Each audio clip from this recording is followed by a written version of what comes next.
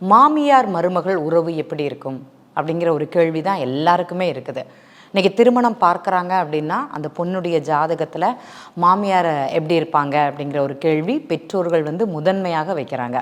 மாமியாருக்கும் என் பொண்ணுக்கும் ஒத்து போகுமா, என் பொண்ணு கொஞ்சம் கோபக்காரி, கொஞ்சம் துடுதுடுன்னு இருப்பாங்க, கொஞ்சம் பேசிடுவாங்க, இல்லைனா என் பையன் கொஞ்சம் இதாக இருப்பாங்க, ஒத்து போவாங்க. இன்றைக்கி பையன் அப்படிங்கிறத விட பெண்கள் தான் நிறைய அந்த பிரச்சனையை ஃபேஸ் பண்ணுறாங்களா அப்படின்னா கண்டிப்பாக ஃபேஸ் பண்ணுறாங்க.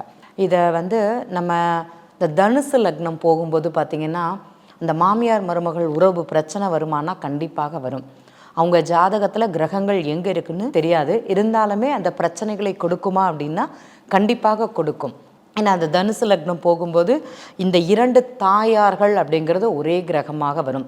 இப்போ ஜாதகரும் பார்த்திங்கன்னா குரு பகவான், அந்த 4ஆம் அதிபதின்னு பார்த்திங்கன்னா குரு பகவான், அதே மாதிரி 7ஆம் அதிபதியும் 10ஆம் அதிபதியும் புத பகவானத்தாக வருவாங்க.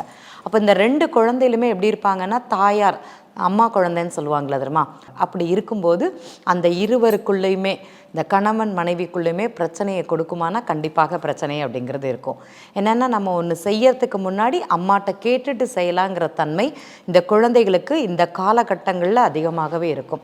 அதுவும் தனுசு லக்னம் வரும்போது அந்த ஒரு பாதுகாப்பு, நம்ம செய்வது சரிதானா, அம்மா மூத்தவங்க, அம்மா கரெக்டாக பண்ணுறாங்க அப்படிங்கிற தோணல் இந்த 10 வருஷ காலம் அவங்களுக்கு அப்படியே மனசில் நிலையாக இருக்கும். அப்போ இவங்க அந்த தாயாரை ஃபஸ்ட்டு முதன்மைப்படுத்தும் போது அந்த மனைவி அப்படிங்கிறவங்க பிரச்சனைக்கு வருவாங்களான்னா கண்டிப்பாக பிரச்சனை அப்படிங்கிறது வரும். அப்போ இந்த ஜாதகருக்கும் இந்த மனைவிக்கும் பிரச்சனை யார் மூலமாக வருதுன்னா மாமியார் மூலமாக வருது. அப்போது இந்த பொண்ணுக்கும் அந்த மாமியாருக்கும் ஒரு அழுத்தம், போராட்டம் அப்படிங்கிறது இருந்துகிட்டே இருக்கும்.